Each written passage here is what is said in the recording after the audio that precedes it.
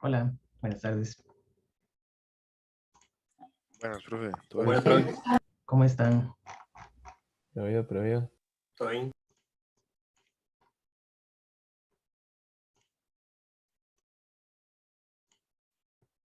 Ok. Qué bueno verlos a todos por aquí. Muy bien. Hoy es la última clase del semestre y para empezar quiero ponernos de acuerdo con las actividades finales del curso. Por ahí me escribieron por correo porque, bueno, yo entiendo que a estas alturas del semestre es muy difícil. eh, Tienen muchas tareas, muchas cosas encima.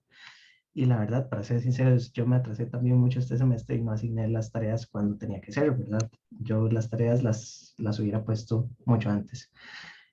Todavía no les he puesto la última tarea y sería muy feo como venir aquí la última clase y ponerles la última tarea. Entonces yo les acepto esa consulta, ese correo que me enviaron y ahí vi que lo firmaron bastantes, ¿verdad? Entonces, bueno, de mi parte, una disculpa también por atrasarme tanto con el semestre. Y lo que sí podemos hacer es que yo les dejo ahí los enunciados de los semestres anteriores, si los quieren revisar, como si quieren, pero ya opcional, que no tenga ningún efecto en la nota. Para la nota, entonces, lo que estuve pensando hacer es, la primera tarea vale 5%, esa ya se las había asignado, ya me la entregaron y la tengo que calificar, no puedo ponerle más nota, ya les había dicho que son 5%.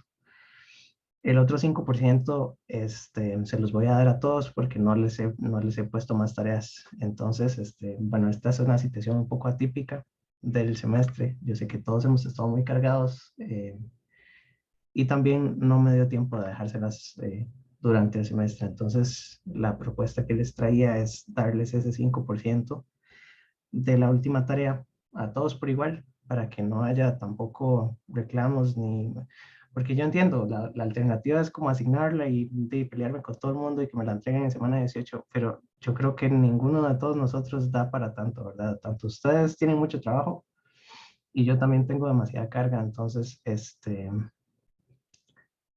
no voy a dejar la última tarea y les voy a poner ese 5% para, para salir bien con el semestre. Nos quedaría solo pendiente el último examen. Y el último examen, como habíamos hablado, es en semana 18 y lo vamos a poner el miércoles en el horario de la clase. Entonces, el miércoles de semana 18 a las 5 de la tarde hacemos el examen. Podríamos eventualmente conectarnos y leer el enunciado. No lo hemos hecho en las anteriores, pero podríamos hacerlo en esta.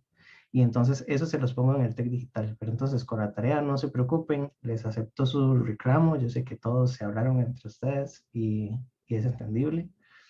Y para próximos semestres me queda de lección que tengo que asignar las tareas con bastante tiempo. Ya hoy es la última clase y creo que para ustedes es desgastante y bueno, a mí la verdad es que tampoco me dio tiempo. Entonces creo que es una buena solución. No sé si alguien quiere referirse a esto. Tal vez el que me envió el correo, si les parece que es una buena solución. Lo que sí voy a hacer es darles los enunciados de las tareas de los semestres anteriores para que los tengan ahí y puedan también aprender. Si les queda ahí un ratillo libre en algún otro momento, porque las tareas de diseño, la gracia es que enseñen cosas, ¿verdad? Y los multiplicadores son muy importantes. Tradicionalmente la tercera tarea siempre, bueno, siempre la dejo en esta semana. Lo que pasa es que yo no sé por qué este semestre estamos todos tan cansados. Em, Bien, entonces, resumen, no hay otra tarea. La primera vale 5%, la segunda se las doy a todos por igual, 5% extra. Bueno, no es extra, es el 5% que tienen de tareas. Y el tercer examen sí lo hacemos en la fecha que teníamos pensado. Entonces, eso sería. Gracias a todos por entender. Ahí ya vi algunos comentarios en el chat. Y listo, ahí yo les subo material para que tengan las tareas de los otros semestres y puedan leerlas con calma y les puedo buscar hasta las soluciones. Y en eso quedamos. Entonces, bueno, esto está grabado y también se los pongo ahí en YouTube y les pongo ahí las notitas en el TEC digital. Listo. Voy a compartir pantalla para ver la clase de hoy. La clase de hoy también es ilustrativa. Esta clase es importante porque son cosas básicas de amplificadores que no hemos visto a lo largo del curso, pero que todo el mundo debería saber. Si a ustedes les dicen que es un amplificador AB, si ustedes no saben, van a decir, ¿y quién les dio el curso de amplificadores? Entonces, es una clase que siento que es muy importante, pero que tampoco va a tener mucho peso en el examen porque es solamente una clase, ¿verdad? Ya les había dicho que los temas de examen son principalmente retroalimentación negativa, que es a lo que le dedicamos bastantes semanas en el curso, y pedacitos seleccionados de retroalimentación positiva, tal vez de este nivel conceptual, pero no esperen un ejercicio completo de etapas de salida. Tradicionalmente nunca he puesto ejercicios de etapas de salida y no pienso que sea un tema tan importante. Entonces, para que estudien para el examen, concéntrense en retroalimentación negativa. Los temas se los pongo por escrito.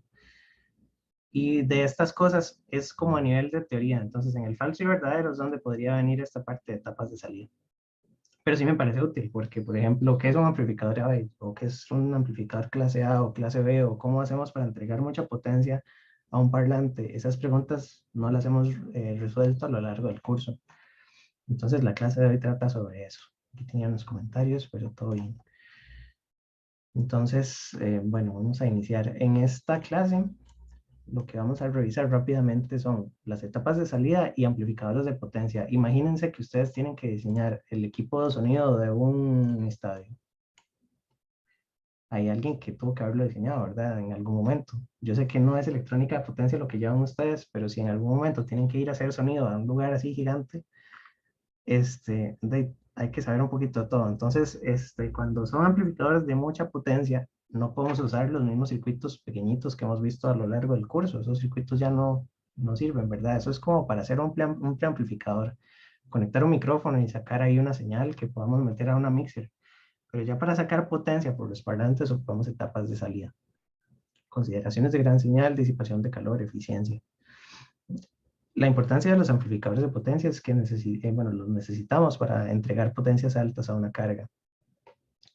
Aquí tal vez no a ese nivel de potencia de un estadio, pero por ejemplo un teléfono móvil, la potencia que necesita entregar a la antena para poder comunicarse con las antenas de telefonía es bastante elevada, 1 watt de potencia, y supongamos que la batería del teléfono es de a lo mucho 5 voltios, pueden ser 3.3, etcétera. Entonces, con esa tensión es una alta cantidad de corriente, ¿verdad? Los amplificadores que hemos diseñado en el curso son de 1 o 2 miliamperios, pero aquí buscamos una calculadora, creo que no tengo. Digamos 5 voltios y la potencia es corriente por tensión. Entonces, corriente sería eh, potencia entre tensión. 1/5, son 200 miliamperios, lo que tiene que entregar un teléfono. Creo que el cálculo está bien, ya no me da la cabeza. Entonces, 200 miliamperios de corriente es una corriente que no hemos visto en este curso, ¿verdad? Un sistema de audio necesita de decenas a centenas de watts de potencia. Por ejemplo, el equipo de sonido de una casa, ¿verdad? Antes era muy común ver los equipos estos Aiwa, que yo creo que no sé qué se hizo esa compañía, pero todo el mundo tenía un equipo de sonido Aiwa. Y los amplificadores de tensión corriente ordinarios, los que hemos visto en el curso, no están equipados para esto.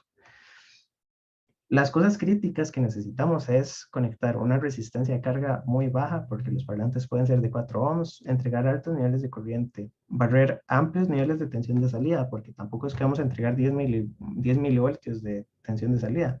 Necesitamos que la tensión de salida también tenga bastante amplitud. En un parlante de estos de, no sé, 80 watts, un parlante grande, con un diafragma que hay que moverlo físicamente, ¿verdad? Se mueve mucho y visiblemente se aprecia. No solo necesitamos entregar alta corriente, sino también alta tensión, porque si no, ¿verdad? Las relaciones son inversas y entonces si entregamos muchísima corriente y poquita tensión, tampoco entregamos suficiente potencia.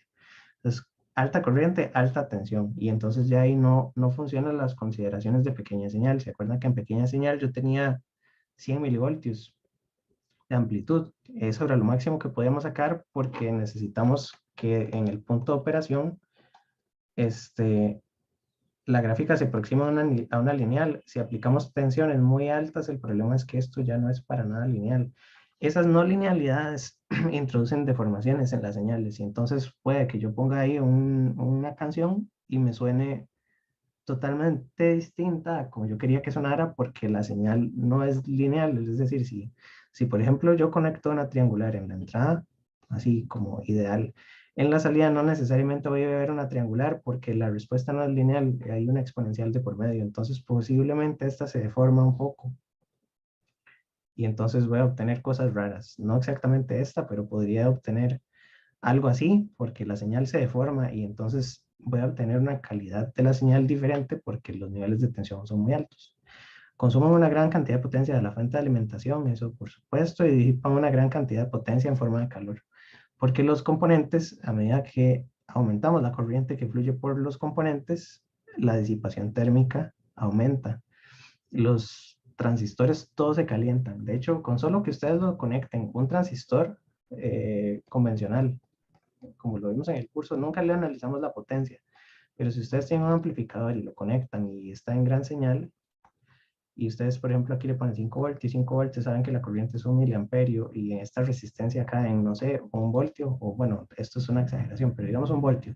En el transistor caen 4 voltios. ¿Cuál es la potencia del transistor? La potencia disipada del transistor serían 4 voltios por 1 miliamperio, son 4 miliwatts. Estos 4 miliwatts, ya puse mega, 4 miliwatts, ¿en dónde qué significan?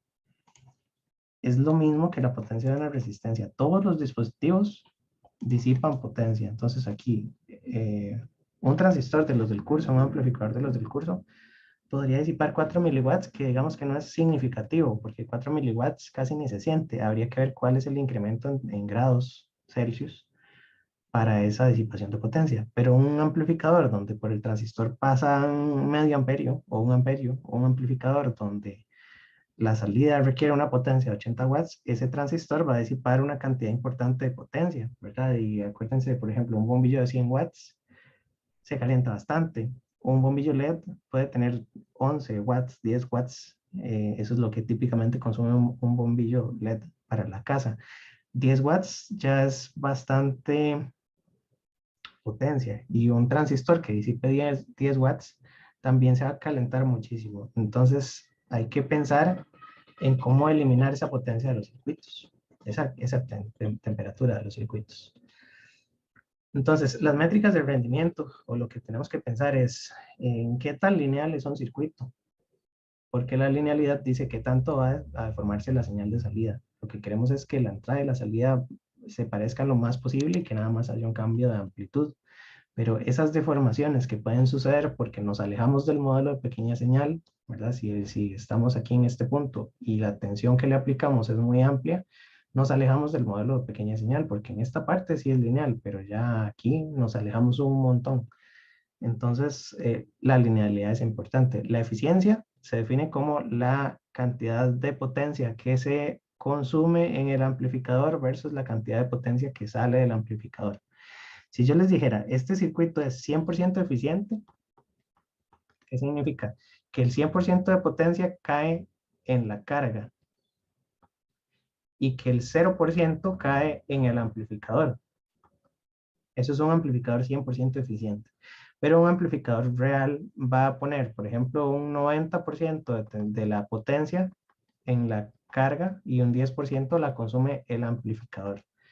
Entonces, ahí vamos a empezar a ver que los amplificadores cada vez se dejan más parte de la potencia y entregan un porcentaje a la carga que no es el 100%. Entonces, la eficiencia se define como eta, es una letra griega, se parece a una N.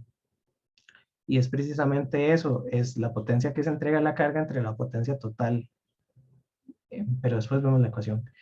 Y las especificaciones de tensión, es decir, cuál es la tensión de alimentación, las tensiones en la salida y en la entrada, esas cosas son importantes. Entonces, aquí hay consideraciones para un emisor común. No, espérense, este es un circuito de entrenador común. Common, no, llamen red. Common collector. Colector común, ¿verdad? Es un seguidor de emisor.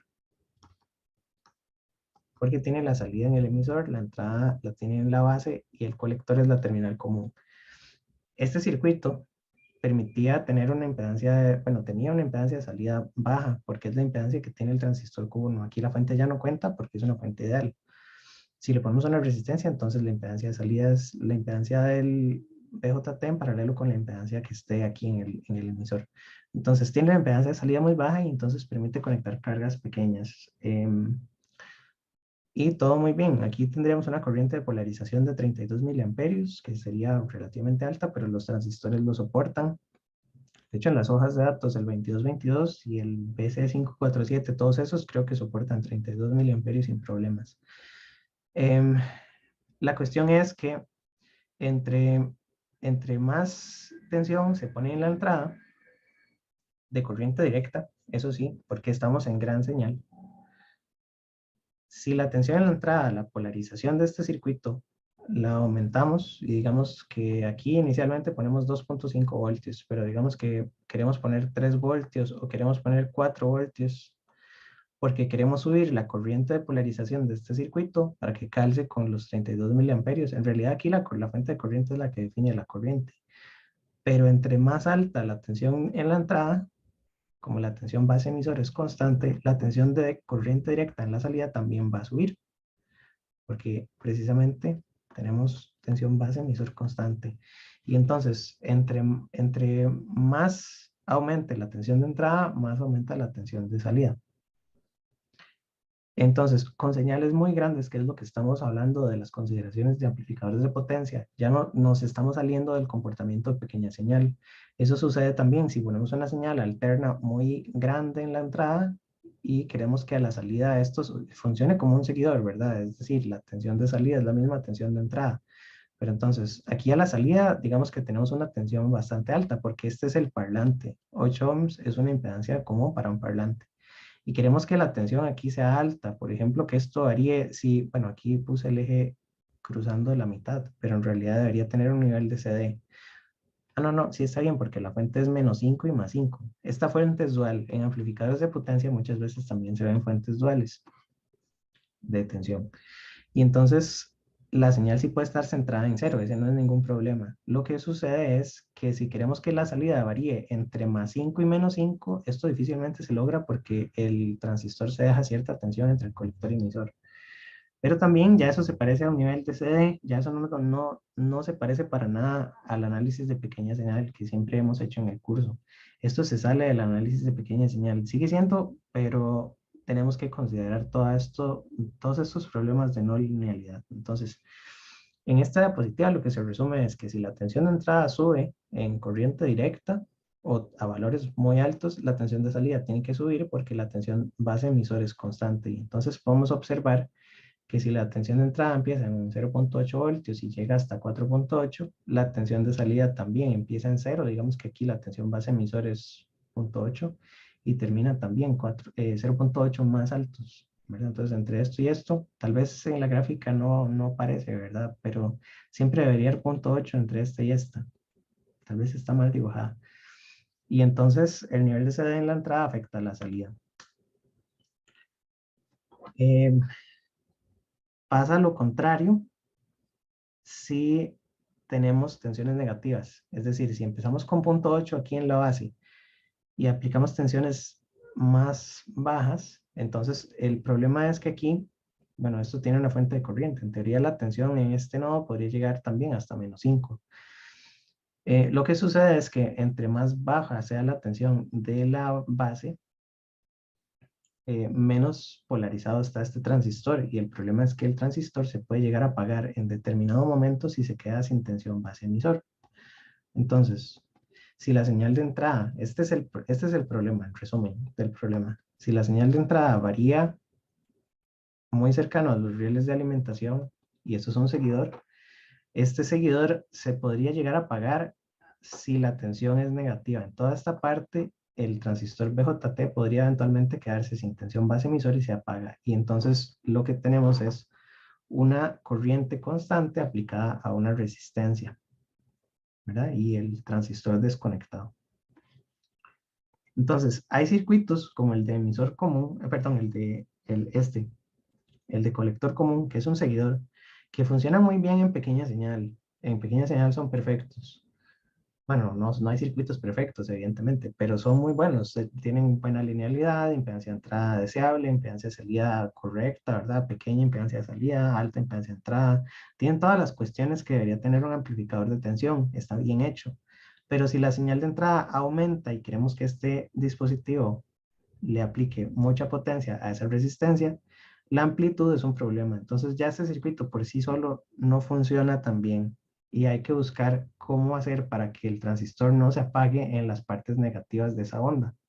Si la señal es pequeña no hay problema, el problema son tensiones altas. Entonces, para eso tenemos transistores complementarios. Aquí esto olvídenlo porque no vamos a hacer cálculos. Solamente es conceptual esta clase, como les dije. Entonces, estos cálculos nos los brincamos y lo que tenemos es que el seguidor de emisor funciona en pequeña señal, pero cuando ya tenemos tensiones muy altas o si queremos hacer un amplificador de real a real, eso se llama rail to rail amplifier. Y entonces hay ejemplos como el LM387 o el 703, el OPA 703. Creo que todos estos son rail to rail porque permiten que la tensión de salida llegue muy cerca de VSC y muy cerca de VDE. El problema es que este circuito, el seguidor, no funciona bien. No funciona como un rail to rail amplifier porque se apaga en la parte negativa. Para resolver, bueno, para ver cómo es la linealidad de este circuito, se puede hacer una simulación. Y entonces, esta simulación es, si la señal de entrada es alterna, ¿verdad? La señal de entrada es senoidal. Bueno, están arriba, ¿verdad? Esta de aquí arriba es una senoidal de omega t. Esta de abajo debería ser la tensión de salida. El problema es que cuando uno simula ese circuito, que es el mismo que les dije, ¿verdad? Es el seguidor. Creo que lo dije al revés y todo. Ya, a ver, entonces tensión de salida. Esta es la RL, ahí me brinqué la parte de polarización y esto es UBIN. Este es el mismo circuito, es el seguidor. Si le aplicamos una tensión de entrada muy alta, eso es lo que ocurre, que con tensiones negativas el circuito se apaga. ¿Por qué se apaga en menos 0.26? En realidad no necesariamente tiene que ser menos 0.26, eso no es una característica del transistor ni nada de eso. Eso es lo que, por ejemplo, da la simulación. La cuestión es que si ponemos tensiones de 0.8 o más, podemos poner aquí 0 voltios o más.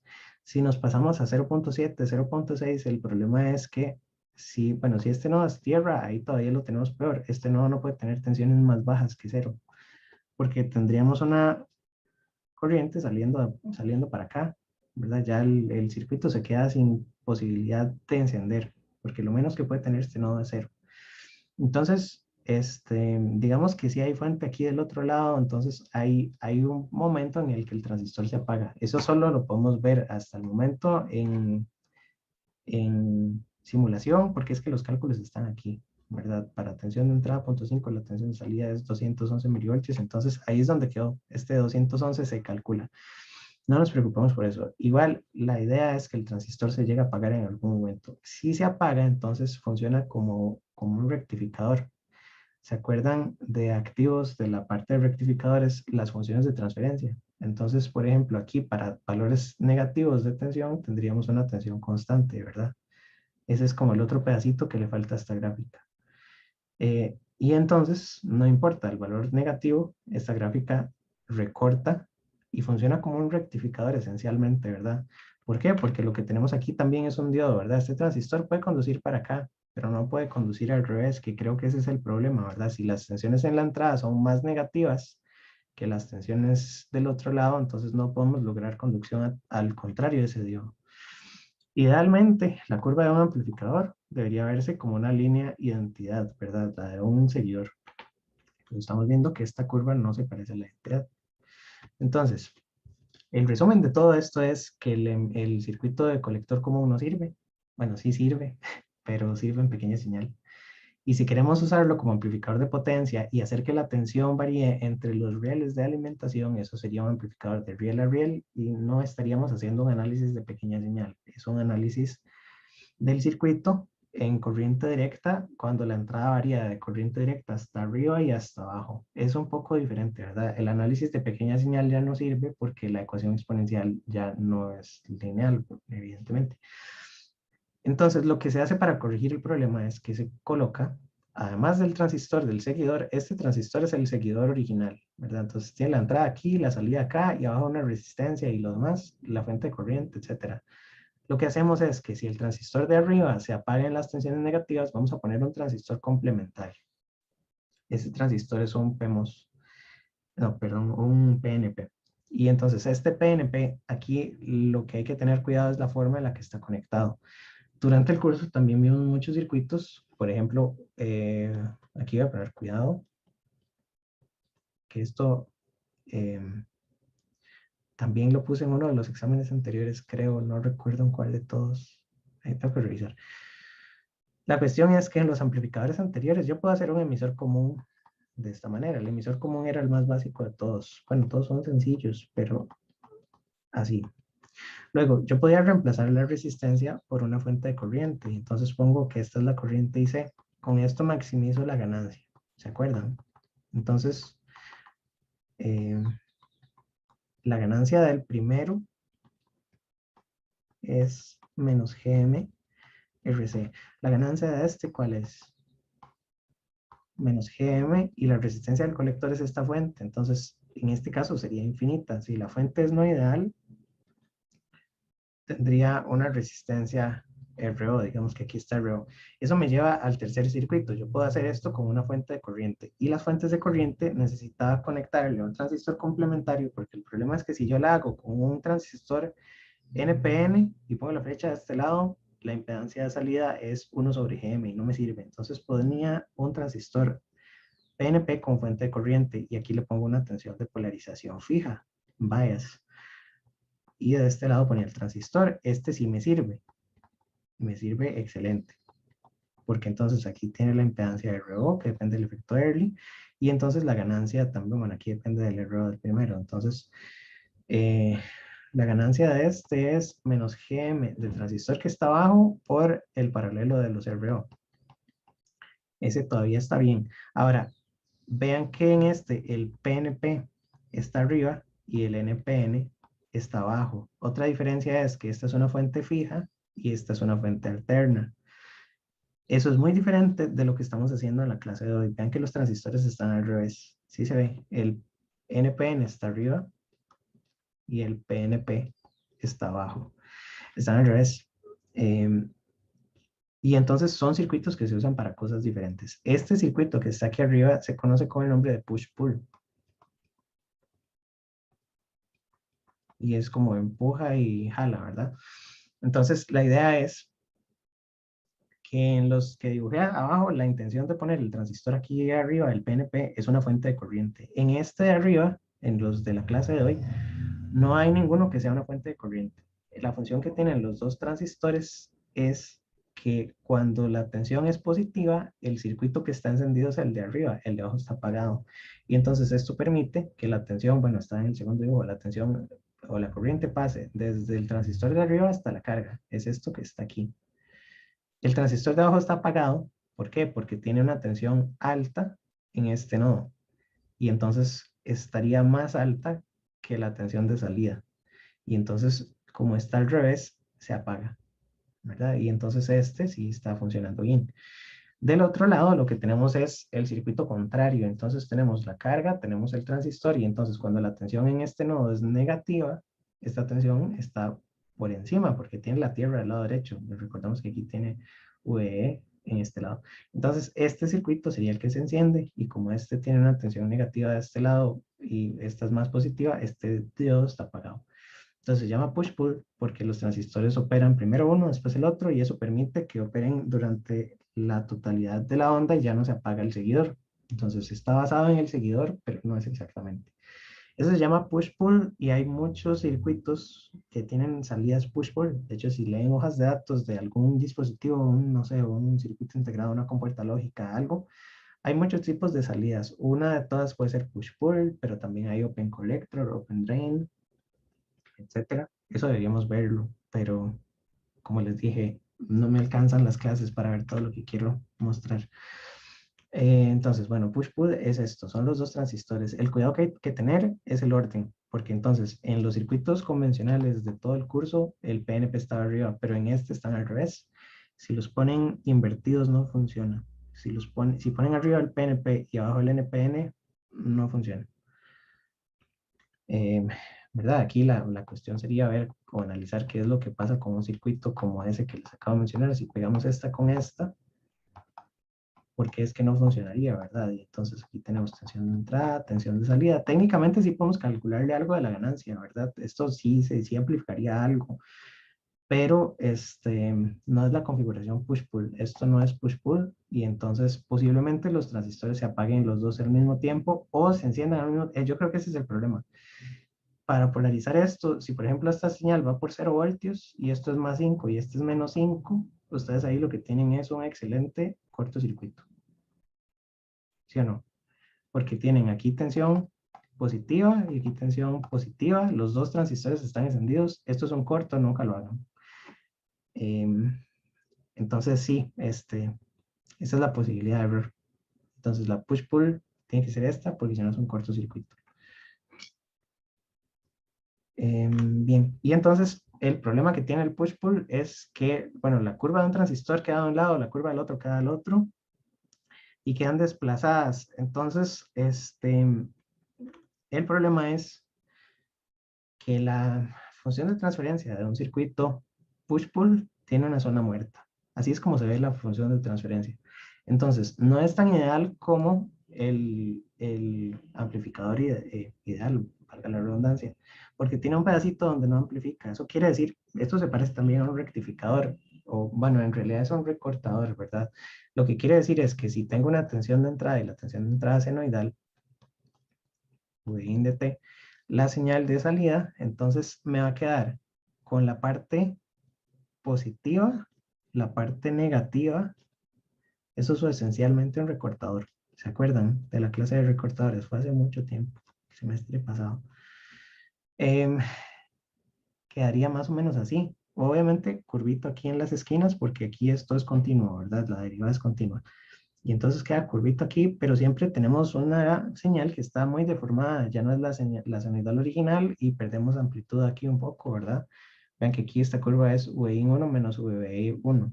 Eso es porque esa zona muerta se da porque necesitamos que los dos transistores se enciendan. Si por ejemplo aquí tenemos 0 voltios, este transistor no está encendido y este tampoco. Por condiciones del circuito necesitamos o que la tensión aquí sea menor que 0.7 para tener 0 y 0.7, o que la tensión aquí sea mayor a 0.7. Entonces el circuito después de 0.7 o antes de menos 0.7 está encendido alguno de los dos, pero en 0, si la tensión aquí varía entre 0.7 y menos 0.7, y en este rango los dos transistores se apagan. Entonces de ahí es donde tenemos esa zona muerta. Es una pequeña deformación, no linealidad. Podemos arreglarla. Aquí esta nos la vamos a brincar. Vamos a arreglar, bueno, aquí está la gráfica. Esa se llama distorsión de cruce por cero. Ese es el español. Y entonces en el cruce por cero la señal se deforma. Lo que podemos hacer para arreglarlo es poner una batería entre los dos transistores. Y es una batería que va a garantizar que los dos diodos siempre van a estar encendidos, porque entonces cuando la tensión por aquí sea menos 0.7, este transistor enciende, y si nos pasamos a tensiones positivas, digamos 0.6, 0.5, que son las que dijimos, 0.4, 0.3, o tensiones inclusive positivas, 0.3 y hasta 0.7, en todo este rango, el transistor que enciende es el de arriba. Tal vez esto no se ve directamente, pero por ejemplo, si por ejemplo la señal de entrada es 0.5, consideremos que aquí hay menos 0.5, y la tensión VB es por lo menos, bueno, hay que calcularla, pero la tensión en este nodo estaría por encima de esta de aquí abajo. Entonces lo que interesa es que la fuente tenga un valor suficiente, bueno, aquí está, el valor necesario para encender los dos diodos. Entonces la fuente debería ser de 1.4, suponiendo que los diodos se encienden con 0.7. Entonces en menos 0.5, el valor aquí en V1, ¿cuánto es? Sería menos 0.5 más 1.4, sería 0.9 voltios. Ya con menos 0.5 está encendido. A partir de 0.7, ya en ese nodo hay 0.7 positivos, ¿verdad? Y entonces, para todo este rango, donde antes estaban apagados los dos transistores, ahora el que enciende es el de arriba porque aquí hay una fuente. Eso desplaza la curva hacia arriba, pero elimina la zona muerta. Entonces la señal de salida tiene un offset con respecto a la entrada, pero no tiene zona muerta, y eso es mucho mejor que no tener la deformación. Esa batería, el problema es que es un elemento, no podemos ir, bueno, sí podemos ir y comprar una batería, pero si la ponemos en el circuito se va a descargar, etcétera, y no es la gracia. Para poder contrarrestarlo, lo que se hace es que se ponen dos diodos en serie que tendrían la misma caída de tensión, aprovechando que van a estar en paralelo con estos dos, y se pone una fuente de corriente para polarizarlos. Y bueno, aquí le falta parte del circuito de polarización, creo que le falta aquí seguir en la tira. Pero bueno, la idea es que estos dos diodos van a tener una caída que va a ser igual a la caída que necesitan estos dos diodos para estar siempre encendidos.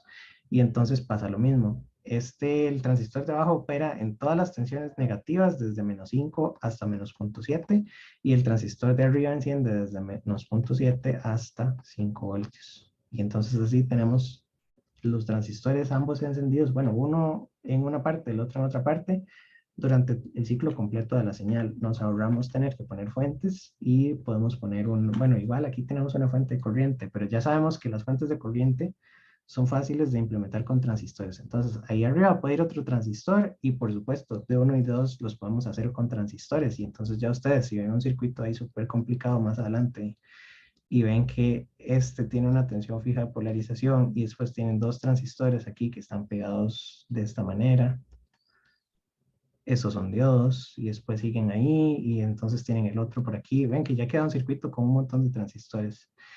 Y después para acá. Mejor no hago enredos, pero creo que ya entendieron la idea, ¿verdad? Quedaría por aquí.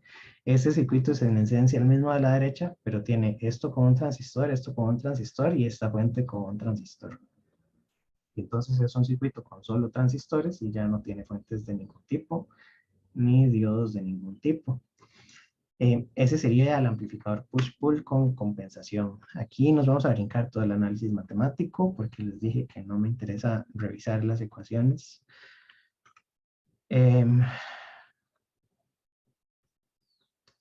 Y la señal de entrada se puede poner en medio de los dos diodos también. Esto hace que la curva ya no quede hacia arriba, la función de transferencia, sino que quede centrada de nuevo en cero. Y entonces, después de todo este montón de cosas y análisis matemático y cálculos, podemos llegar, voy a brincarme todo esto, perdón, porque son cálculos del mismo circuito. Aquí hay unos con retroalimentación negativa, etcétera, pero ya eso nada me interesa. No están las gráficas de simulación, pero la cuestión es que este circuito ya con la entrada en medio de los dos diodos, si la señal de entrada se la ponemos aquí, bueno, aquí lo tenemos en otro lado, así como en la cuestión es que la curva de transferencia ya queda centrada en el origen y sin deformaciones. Tampoco es extremadamente lineal, por lo que ya habíamos visto. Los transistores son dispositivos evidentemente no lineales, pero en este caso sí es lineal, porque lo que estamos haciendo es que si la señal de entrada sube, ¿verdad? La consideramos como niveles de CD, y entonces la tensión en este punto está un VBE por debajo. Entonces más o menos que la salida seguiría a la entrada y llegando un poquito hacia abajo, ¿verdad?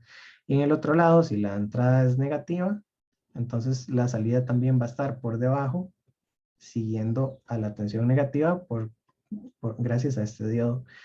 Y entonces esos transistores ayudan a pasar la onda de entrada a la onda de salida. Como les había dicho antes, pareciera que es un circuito que copia la entrada y la pone en la salida, y a veces es una tontera hacer un circuito que no hace nada, ¿verdad? Porque la señal de entrada se ve senoidal, la señal de salida se ve senoidal.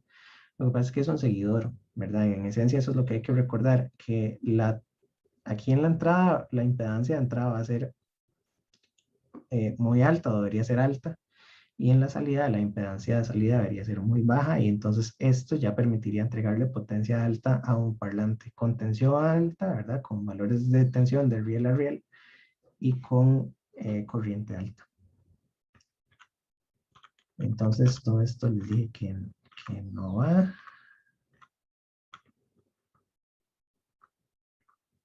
Ok, este sí me interesa.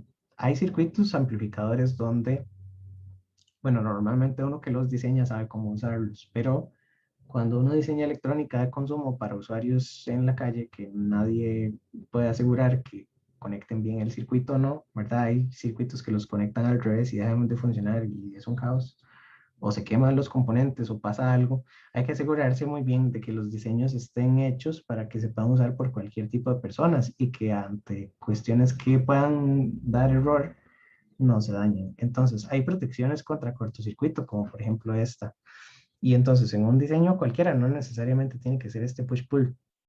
Si tenemos un transistor de salida, que este transistor es el de un emitter follower, no, ¿cómo se escribe emitter? Con solo una M, ¿verdad? Voy a ponerlo en español porque hablamos español, perdón. Seguidor de emisor. Entonces, si ese es el transistor de salida de un seguidor de emisor, ¿verdad? Con un transistor ya puedo sacar salida. Y aquí está la resistencia de carga del seguidor, ¿verdad? Este es RL, este es el transistor. Eh, ¿Qué es lo que sucede? Que si hacemos un cortocircuito en la salida, es posible que llevemos la corriente a niveles muy altos, porque entonces bueno, la resistencia de RL estaría en corto y habría que calcular cuál es el valor de corriente. Pero inclusive, si el circuito tenía abajo una fuente de corriente de polarización y ponemos la salida en corto, tenemos un problema, ¿verdad? Porque entonces esta fuente de corriente va a tratar de forzar todo por aquí. Podrían pasar muchas cosas que pueden salir mal. Y tal vez el transistor de aquí arriba acceda al requerimiento de potencia, porque tal vez empieza a fluir mucha corriente por aquí. ¿Verdad? Tendríamos un nodo de tierra aquí en medio y ese sería el problema. Entonces, para evitar que los cortocircuitos en la salida tengan un efecto negativo y puedan dañar el circuito, se utilizan el transistor QS y la resistencia R minúscula. Aquí la idea es utilizar una resistencia en serie como sensor de corriente. Sensor estaba mal dicho, ¿verdad? Pero entonces es una resistencia de medición de corriente. Sensor solo existe en inglés. Sensor. En español no existe. Pero entonces la resistencia R está como medición de corriente. Esto lo hacemos también para graficar corrientes en un osciloscopio. No sé si ya lo vieron, ¿verdad? Si tienen aquí un osciloscopio en el app y tienen de los dos canales y quieren medir corriente por uno de ellos, lo que ustedes hacen es que en el circuito, digamos que es un circuito con dos resistencias y aquí está la fuente de entrada, ustedes le ponen una resistencia en serie más de un ohmio o un valor pequeño que no afecten en la división de tensión, pero que sí tenga aquí una pequeña tensión y esta tensión la conectan a uno de los canales. Con eso pueden medir la corriente que fluye por cualquier circuito. Entonces, esta resistencia es una resistencia de medición de corriente. Va a producir una tensión VR proporcional a la corriente que fluye por este transistor, por Q1. Y si esta tensión excede la tensión de polarización del diodo base emisor de QS, lo que sucede es que QS pone en corto esta terminal con esta terminal. Y resulta ser que estas dos terminales son la base y el emisor del transistor Q1. Entonces, el transistor QS lo que hace es que cortocircuita a Q1 o lo deja sin tensión base emisor cuando la corriente excede un valor de referencia, ¿verdad? Entonces, el cálculo de R se saca poniendo la corriente máxima que puede fluir por ese transistor, hay que saberla, ¿verdad? Y la tensión VR sería la tensión de activación de QS, que sería 0.7, ¿verdad? Entonces la resistencia sería la tensión de VR entre la corriente máxima que puede fluir el circuito. Bueno, esto es R minúscula, ¿verdad? Y entonces con una resistencia de este valor logramos hacer un circuito de protección de cortocircuito, porque entonces, bueno, el transistor QS lo que hace es que se roba la corriente de base, que es lo que dice arriba, del transistor Q1 y lo apaga. Cuando hay un corto en la salida, entonces VR se hace muy alto y se apaga Q1. Si se apaga Q1, esto desconectó USC y entonces ya no pasa nada. Este circuito le podemos poner un corto en la salida que no se va a dañar. Y entonces hay algunos circuitos que traen este tipo de protecciones. Es recomendable hacerlo cuando la persona que va a usar el circuito no está familiarizada con diseño electrónico. Por ejemplo, yo trabajo con muchos químicos, biólogos y gente de otras disciplinas y a veces me piden un circuito y el circuito que uno les da, uno no sabe cómo lo van a conectar. Entonces a veces uno prefiere poner este poquito de diseño adicional que tampoco es tan complicado, ¿verdad? Es una resistencia y un transistor para asegurarse de que pase lo que pase, ese circuito nunca se les va a dañar, por más chapas que sean, digamos, No sé si en otros países, porque me ven de otros lados, pero no hay forma de que lo dañen. Entonces, bueno, esa es protección contra el cortocircuito. Especificaciones de potencia, aquí tendríamos cómo hacer los cálculos para la potencia del amplificador, que era lo que les estaba diciendo. Los amplificadores van a disipar potencia ellos mismos y no es la misma potencia que se entrega a la carga. Entonces hay que definir la potencia del amplificador, que sería esta, y la potencia de la carga, perdón, la potencia PRL, podríamos ponerle para no estar borrando. Pero la potencia de la carga es diferente. Hay una parte que se la deja al amplificador y otra parte se la deja la carga PL. Entonces, la potencia de la carga es, por supuesto, la tensión de la carga al cuadrado entre la resistencia, ¿verdad? Sería VL cuadrado entre R. Y podemos hacer potencia RMS, potencia pico, potencia promedio, etcétera. Bueno, potencia promedio, si las señales están centradas, es cero, porque una parte la entrega, otra parte la recibe. Pero si no están centradas en cero, sí tendríamos potencia promedio, potencia RMS, etcétera. El amplificador se deja otra parte y entonces aquí en este caso la potencia del amplificador lo que dice es que la máxima disipación de potencia a través de Q1 ocurre en ausencia de una señal, porque es el punto donde la corriente por el transistor es máxima. Si digamos aquí la tensión es cero, bueno, es que para esto hace falta mucha teoría, porque depende de los diseños, pero eh, la cuestión es que como esto es más 5 y esto es menos 5, el transistor cuando está en cero en la mitad está totalmente encendido. Y bueno, se ve mejor con una etapa push-pull, porque en el push-pull, si estamos muy cerca del riel negativo, hay corriente por el de arriba, no por el de abajo. Y si estamos muy cerca del riel positivo, o viceversa, ¿verdad? Solo uno de los dos se enciende, pero cuando estamos en el centro, es cuando los transistores tienen más polarización. Entonces ahí es donde hay máxima potencia. De hecho, es vacilón, esto ocurre y a veces uno no se lo espera. Tengo un circuito que estimula células y entonces esto es un circuito ahí desconocido. Resulta que el circuito consume más potencia de alimentación cuando está entregando cero corriente y cuando la corriente sube y entrega, no sé, 1 miliamperio, el circuito, la cantidad de potencia que consume desde los rieles de alimentación disminuye. Entonces es muy raro porque uno esperaría que si el circuito no está sacando corriente, la potencia sea menor y que cuando el circuito saca corriente, la potencia sea mayor. Pero pasa al revés, con cero consume un montón de potencia y con 1 miliamperios no consume tanto. Y entonces eso viene también por este tipo de circuitos donde el punto de operación, cuando no están haciendo nada, gasta mucha potencia y el punto de operación, cuando sí están amplificando, no gasta tanta. Entonces son circuitos más eficientes cuando están encendidos que cuando están incluso sin funcionar. Pero como les digo, hay que revisar caso por caso y lo mejor en esto es, en estos casos, como no estamos haciendo cálculos y en realidad en la práctica, bueno, uno hace cálculos y son relativamente sencillos, pero ahora hay simuladores. Casi que todos los circuitos que uno ve los simula y revisa y los ajusta ahí en simulación. Entonces, bueno, la recomendación sería simularlos y revisar el consumo de potencia en las simulaciones antes de mandarse a implementar algo. Bueno, ahí hay potencia promedio y otras cosas, pero ya ustedes saben cómo calcular potencia promedio, se vio en activos, si se vio en CA, etcétera. No me interesa. Vamos a ver con todo esto. Sí, para la disipación de calor, la manera más eficiente y la única casi que hay para poder disipar potencia de los circuitos es usar disipación térmica. Entonces lo que hacemos es conectar disipadores de calor, que son placas metálicas que pueden tener ranuras. Y la cuestión es que en medio tienen aire porque el aire circula de manera bastante eficiente. Entonces, no sé si han visto los disipadores de potencia de las computadoras, de los transistores de computadora. Muchos tienen un ventilador encima de esto y entonces aquí tienen un abanico que incrementa el flujo de aire, pero siempre tienen estas ranuras. E inclusive sin ranuras, el flujo de aire es continuo porque el aire caliente sube y el aire frío baja.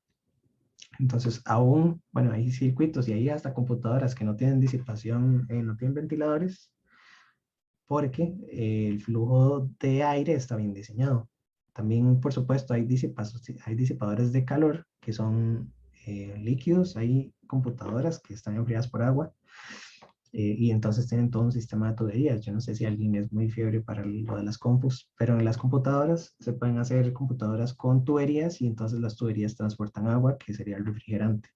se les puede poner coolant, pero ya es llevarlo más allá, y hay gente que las enfría con nitrógeno líquido, que todavía es peor, ¿verdad? Pero técnicamente, en realidad, hay que saber cuándo es demasiado, ¿verdad? Hay gente que lo hace también en canales de YouTube y esas cosas porque ya es excederse, ¿verdad? Aquí, la cuestión es que los dispositivos tienen una temperatura típica de operación, y yo estaba revisando en datos y en la temperatura decía que ese dispositivo era bueno, era un chip, era un integrado ahí de Analog Devices, pero podía operar desde más 85 grados Celsius hasta menos 50 grados Celsius. Más de esto o menos de esto hacía que el circuito ya no fuera lineal, posiblemente iba a dar errores, iba a dar fallos, podía tener errores en los bits porque tenía una parte digital. Esa es la temperatura normal de un circuito integrado. Los procesadores pueden operar hasta 95 grados, que se denomina la temperatura de unión de junction temperature, que es la temperatura en la cual, si nos pasamos de esa, por ejemplo, en un i7 o en alguno de los de Intel, si nos pasamos de 95 grados, corremos el riesgo primero de dañarlo y después de tener muchísimos errores de ejecución, de acelerar la electromigración, de que el circuito dure mucho menos tiempo ¿verdad? Lo reducimos la vida útil. Fuera de esos rangos, posiblemente la vida útil se reduce. Con temperaturas muy frías, el problema es no tanto que haya sobrecalentamiento, porque evidentemente no, pero se acuerdan que necesitábamos VT. VT era la tensión térmica. La tensión térmica era la tensión que activaba los portadores de carga. Entonces, como todo tiene que ver con silicio, si no tenemos suficiente temperatura para activar los portadores de carga, posiblemente el circuito opera bajo condiciones de subdopado. No sé si está bien dicho, pero que el dopado todavía no llega a los valores por defecto que debería tener. Entonces, menos de 50 grados Celsius tampoco. Y por eso digo es que a veces enfriar con nitrógeno líquido no tiene sentido, porque uno puede llevar un chip a menos 200 grados, pero no es que el chip vaya a funcionar, ¿verdad? Solo si ya estaba ahí súper overclockeado y esas cosas, pero me parece que es llevar las cosas a otro nivel y que los circuitos integrados deberían operar tal y como fueron diseñados. Entonces, bueno, yo soy súper anti-overclock. A mí me gusta operar todos los procesadores a la frecuencia para la que fueron diseñados, aunque los núcleos vengan desbloqueados y puedan operar a frecuencias más altas. Por eso, porque disipación térmica es un problema y si uno no lo hace bien, el circuito puede perder vida útil. ¿Qué otra cosa? La eficiencia sería esta, es la potencia de salida entre la potencia de salida más la potencia del circuito. Es lo que les decía, del 100% de la potencia que consume un amplificador con todo y la carga, ¿verdad? Digamos, aquí está la potencia en RL y la potencia del amplificador, PL y P del amplificador. La del amplificador es obviamente la que toma los rieles de alimentación, ¿verdad? Y la de la carga es la que entrega la carga. La potencia de entrada generalmente no se considera porque suponemos que es un amplificador y que entonces la potencia de entrada es muy baja comparado con la potencia de salida. Entonces, en este caso, esto es la potencia del amplificador y esta es la potencia de carga. Siempre pongo una R, PRL y PRL. Y la eficiencia tiene un valor desde 0 hasta 1, porque evidentemente si el circuito no consume nada es un amplificador ideal y tiene un 100% de eficiencia, pero el circuito empieza a consumir potencia y perdería eficiencia. Entonces, bueno, aquí hay cálculos para el seguidor de emisor y para la push-pull, donde calculan la eficiencia en términos de la tensión pico, de la entrada y de la tensión de alimentación. De eso depende. Entonces, por eso es que la eficiencia también depende de cuánta tensión tengamos de alimentación y cuál es la tensión pico de la señal que estamos amplificando. VP sería la tensión pico en la carga, porque aquí la tenemos, y uno es VP entre RL. Entonces, VP es la tensión pico en la carga.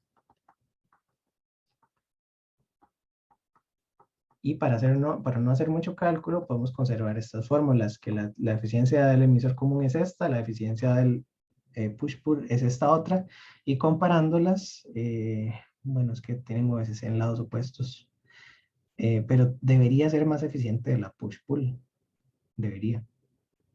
Hay que revisarlo. Aquí hay ejemplos de eficiencia, pero son los cálculos matemáticos. Y aquí están los amplificadores de diferentes clases. Creo que esta es como la última diapositiva, si mal no recuerdo, sí. Ok, resulta que al principio de la clase les dije que es un amplificador de clase A, que es uno de clase B, uno clase AB, etc. Hay amplificadores de clase C, D, E, todos los que ustedes se puedan imaginar. La cuestión es que todos los circuitos que hemos visto tienen diferentes formas de polarizarse, ¿verdad? Y entonces la polarización de un circuito es muy importante. Los amplificadores de clase A son amplificadores que operan con cierto nivel de corriente directa. Entonces son todos los que hemos estudiado a lo largo del curso. Supongamos, eso para resumirlos y agruparlos, supongamos que tenemos un emisor común. El emisor común que hemos visto en la clase tiene una tierra de este lado. Eso es importante, porque si tiene tierra de este lado, necesitamos ponerle un nivel de CD en la base, y ese nivel de CD se lo ponemos con una resistencia de base. Aquí tenemos resistencia colector. Quiere decir que hay un nivel de CD en la base, y luego ponemos un condensador de desacople y otro condensador de desacople, y aquí ponemos la tensión de entrada. Este circuito, aún sin los condensadores de desacople, tiene, o aún con ellos conectados, internamente tiene niveles de CD en este nodo y en este nodo. Si graficamos la tensión del colector y la tensión de la base, vamos a ver que todas las tensiones tienen niveles de CD y son positivas, ¿verdad? La tensión en la base no puede llegar a ser nunca negativa, porque tenemos tierra de este lado. Si ponemos tensiones en la base negativas, el circuito se apaga. Entonces, este amplificador, que es el clásico de emisor común, o el de base común, o el de colector común, o todos los que en realidad vimos en el estudio, bueno, en el curso, inclusive el par diferencial, el amplificador de casco, vimos muchas cosas, todos son clase A porque tienen nivel de CD. El amplificador de clase B es un amplificador que tiene, bueno, estos son de alta linealidad porque la señal no se deforma, baja eficiencia porque tienen las tensiones, una variación de tensión muy alta, entonces la eficiencia dependía de la tensión pico y muchas otras cosas, no son muy eficientes. Los clase B tienen alta eficiencia, pero tienen baja linealidad. Observamos que el amplificador, al principio de la clase esta, cuando estábamos viendo el emisor común, perdón, siempre le cambio el nombre, el seguidor de emisor, este seguidor de emisor sería uno de clase B.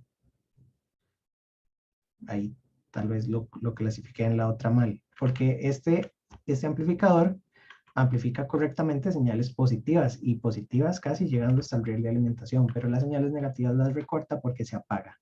Es eficiente, sí es eficiente, porque entonces en las señales de positivas hay mucha corriente, y en las señales negativas el circuito se apaga completamente, entonces no gasta potencia en media onda. El problema es que es no lineal, ¿verdad? Porque estamos perdiendo la mitad de la onda. Y finalmente, el amplificador de clase AB puede ser un compromiso entre las dos. Entonces yo pondría un push-pull aquí en clase AB, porque tiene parte de los circuitos originales de que funciona uno en la parte positiva, uno en la parte negativa, pero también no recorta tanto las señales, ¿verdad? Entonces aquí habría que estudiar, porque lamentablemente este libro tampoco tiene mucha información, pero sobre amplificadores o tipos de amplificadores. Uno puede hacer una búsqueda rápida. Entonces, Class A Amplifiers. Y podemos ver de diferentes clases, clase A, clase B, clase C, clase AB, etcétera. Hay que leer. Esto también lo hubiera traído preparado, pero la verdad es que nunca me da tiempo. Los amplificadores clase A, como este que viene aquí, por ejemplo, tienen un nivel de CD en la entrada, son un único transistor, tienen nivel de CD en la salida, tienen condensadores de desacople para aislar las partes de CD, y que entonces la entrada no importa con qué nivel de CD se conecte, la salida tampoco. Los condensadores eliminan el nivel de CD, entonces a la salida y la entrada están centradas, pero internamente el amplificador le sube el nivel de CD. ¿Verdad? Esos serían los amplificadores clase A. Y habría que ver ahí ejemplos de todos los demás. Lo que pasa es que no encuentro uno. SB Amplifier. Y habría que realizar una pequeña búsqueda para ver tipos de circuitos, ¿verdad? Aquí en tenemos un push-pull. La mitad de un push-pull es tipo B, porque conduce solo la mitad de la onda. El AB podría ser el push-pull completo. Y hay otras clases, pero esas no las hemos visto. Clase de C, clase D, clase D, Audio Amplifier. Bueno, aquí vienen un montón de cosas. La cuestión es que en general, ya para ir cerrando, Los tipos de amplificadores es nada más agrupar pensando en la polarización que tienen, si tienen niveles de CD o si operan centrados en cero. El clase AB, por ejemplo, tendría fuente positiva y fuente negativa, pero hay muchos tipos de amplificadores. Entonces, para que no estén muy perdidos, se les dicen que es un amplificador clase A, ¿verdad? O que es un clase B.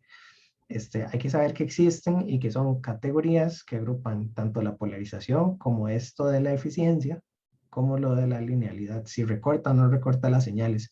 Un amplificador completamente lineal nunca deforma las señales y entonces, en teoría, deberíamos buscar hacer amplificadores totalmente lineales o lo más lineales posible. Por eso el curso que sigue se llama circuitos integrados lineales, porque la parte de que sean lineales es muy importante para que las señales mantengan coherencia, digamos, mantengan su forma, porque si no estaríamos sacando una señal que es distinta a la señal de entrada, ¿verdad? La idea es que el amplificador, aparte de aumentarle la ganancia, no le cambie nada a la función, ¿verdad? Entonces, que si es senoidal, salga senoidal, solo con ganancia, no salga aquí una mezcla de senos y cosenos y cosas, ¿verdad? Entonces ya eso no. Ok, entonces, bueno, con esto llegamos al final de la clase. Quería agradecerles a todos por estar hoy conectados. Hoy veo un montón de gente. Darles las gracias por tenerme paciencia, por estar conmigo todo el curso y espero que les haya gustado, que haya sido un curso de bastante provecho. Sé que es un curso muy cargado y bueno, gracias a todos los que llegaron hasta el final. Espero que todos, ¿verdad? Que todos los que estén aquí vayan a hacer el examen. Traten de hacerlo. Y bueno, nada más, de mi parte eso es, espero verlos también en algún otro punto de la carrera o si quieren después más adelante meterse a una maestría hay maestrías para sistemas así analógicos, que sería tal vez la de microelectrónica, es lo que más se parece. Hay maestrías en digitales y otras cosas, entonces en algún momento tal vez alguno de todos lo volveré a ver.